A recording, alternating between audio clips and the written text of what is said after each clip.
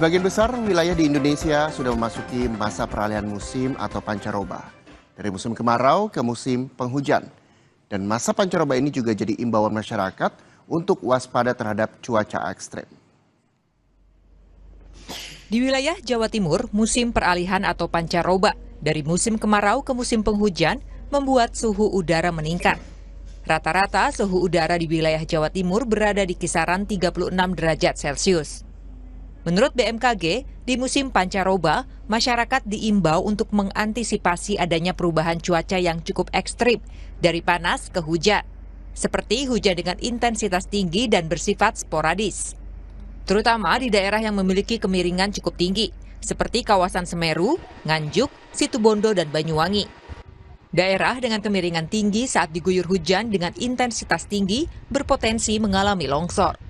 Sementara itu, diprediksi sebagian besar wilayah Jawa Timur baru akan memasuki musim penghujan pada awal bulan November mendatang.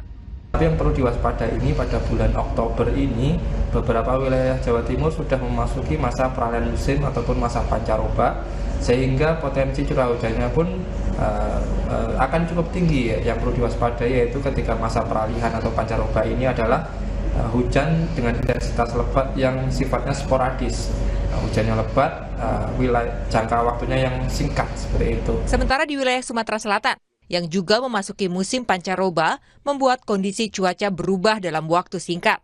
Seperti pada waktu pagi hingga siang terasa terik, dan sebaliknya, menjelang sore diguyur hujan dengan intensitas sedang hingga lebat.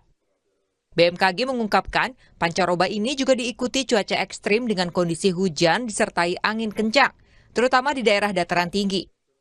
Menghadapi musim pancaroba tersebut, masyarakat diimbau waspada saat beraktivitas di luar rumah dan terhadap dampak yang ditimbulkan, yakni pohon tumbang, banjir, tanah longsor, serta lainnya.